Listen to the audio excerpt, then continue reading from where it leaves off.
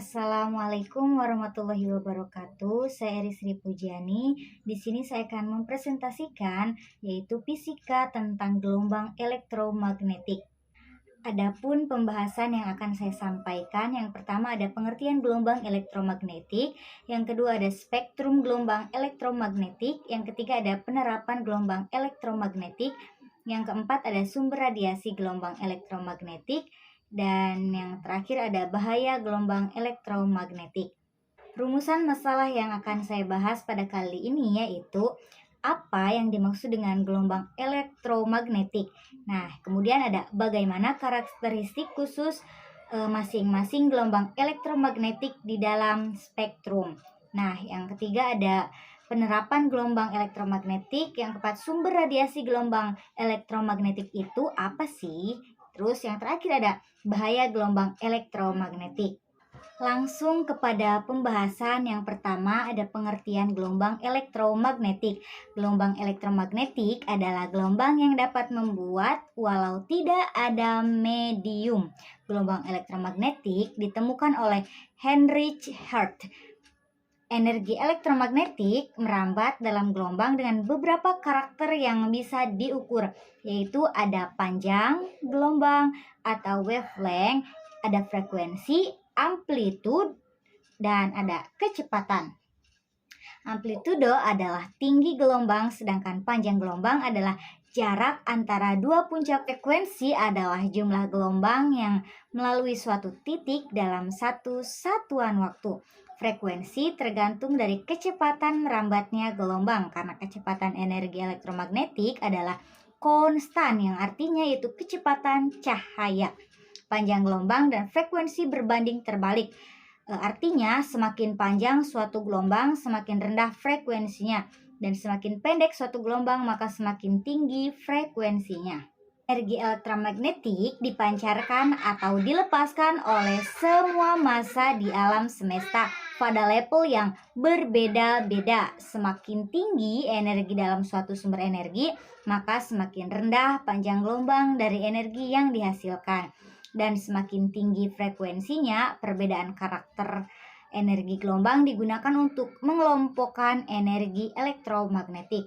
Teori Maxwell tentang gelombang elektromagnetik mempersatukan kedua teori ini, di mana menurut Faraday, medan listrik dapat ditimbulkan dari perubahan medan magnet. Sedangkan Maxwell membuat hipotesa bahwa medan listrik yang berubah terhadap waktu akan menghasilkan medan magnet, yang sama halnya dengan medan magnet yang berubah terhadap waktu akan menghasilkan medan listrik. Hal ini melengkapi teori Maxwell, yaitu hubungan yang sangat penting antara medan listrik dan medan magnet yang dikenal dengan persamaan Maxwell.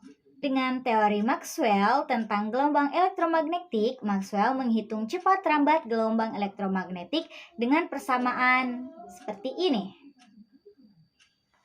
Dengan teori Maxwell tentang gelombang elektromagnetik menyimpulkan bahwa sifat-sifat gelombang elektromagnetik adalah sebagai berikut. Nah, yang pertama, perubahan medan listrik dan medan magnet terjadi pada saat yang bersamaan, sehingga kedua medan memiliki harga maksimum dan minimum pada saat yang sama dan pada tempat yang sama. Yang kedua, arah medan listrik dan medan magnet saling tegak lurus, dan keduanya tegak lurus terhadap arah rambat gelombang. Yang ketiga, gelombang elektromagnetik merupakan gelombang transversal. Yang keempat, ada mengalami peristiwa pemantulan, pembiasan, interferensi, difraksi, juga polarisasi. Yang kelima, besar medan listrik dan medan magnet. Yang keenam, tidak dipengaruhi oleh medan listrik dan medan magnet karena gelombang elektromagnetik tidak memiliki muatan.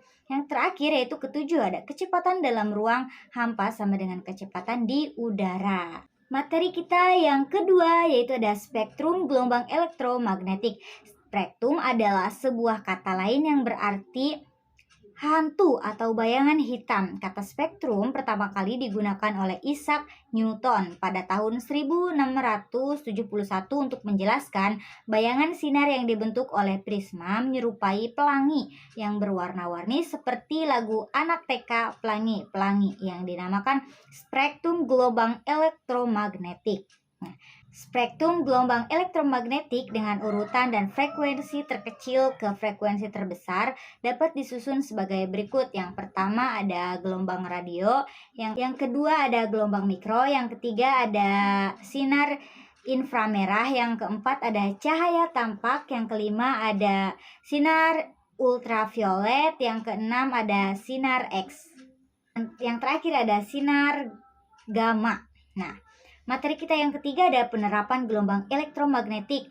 Yang pertama ada radio, kemudian yang kedua ada gelombang mikro, yang ketiga ada sinar inframerah, yang keempat ada ultraviolet, yang kelima ada sinar X. Jadi yang ini lebih sederhana ya teman-teman. Nah, untuk yang keempat ada sumber radiasi gelombang elektromagnetik. Radiasi elektromagnetik adalah kombinasi medan listrik dan medan magnet yang bersosilasi dan merambat melewati ruang dan membawa energi dari satu tempat ke tempat yang lain. Yang kelima, ada bahaya gelombang elektromagnetik. Ternyata elektromagnetik juga ada bahayanya ya teman-teman. Penelitian menemukan bahwa penggunaan ponsel dan alat-alat nirkabel berpotensi memicu beberapa jenis kanker. Wah, kanker. Ya, seperti kanker penyakit saraf akibat penuaan, kemudian pada pria dan gangguan perilaku akibat kelainan saraf. Studi lain mendapati bahwa paparan gelombang elektromagnetik yang rendah pada wanita yang sedang hamil dapat menambah peluang untuk mengalami luas, teman-teman. Efek radiasi elektromagnetik terhadap kesehatan masih diperlukan. Nah, bahaya yang dapat ditimbulkan oleh gelombang elektromagnetik diantaranya ada dapat menyebabkan kanker kulit atau sinar ultraviolet. Terus kemudian dapat menyebabkan katarak mata, yaitu juga dari sinar ultraviolet. Kemudian dapat menghitamkan warna kulit, itu juga masih sinar ultraviolet.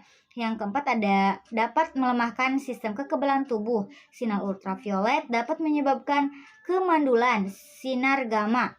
Terus ada kurangnya konsentrasi, pusing, kelelahan, gangguan tidur termasuk insomnia, sensasi sakit atau gatal, sakit kepala, gangguan pada memori, dapat atau mengalami gejala depresi, mudah kesal, kulit yang terasa terbakar atau menggelitik, perubahan pada aktivitas elektrik di otak, gelisah atau cemas, turunnya nafsu makan dan berat badan menurun, mual, katarak, dan rabun mata. Ya, sepertinya saya sudah ada gangguan gejalanya ya, rabun mata, karena saya sudah pakai kacamata.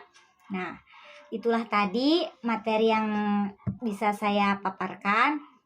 Untuk kesimpulan yaitu spektrum elektromagnetik adalah rentang semua radiasi elektromagnetik yang mungkin. Spektrum elektromagnetik dapat dijelaskan dalam panjang gelombang, frekuensi, atau tenaga per foton. Spektrum ini secara langsung berkaitan, yaitu panjang gelombang dihasilkan dengan frekuensi ialah kecepatan cahaya 300 m/s, yaitu 300. Dari pembahasan di atas dapat disimpulkan bahwa begitu besar peranan gelombang elektromagnetik yang bermanfaat dalam kehidupan kita sehari-hari tanpa kita sadari keberadaannya, namun jika salah menggunakannya dampak yang ditimbulkan akan sangat berbahaya bagi diri kita. Sekian yang dapat saya sampaikan, kurang dan lebihnya mohon maaf. Wassalamualaikum warahmatullahi wabarakatuh.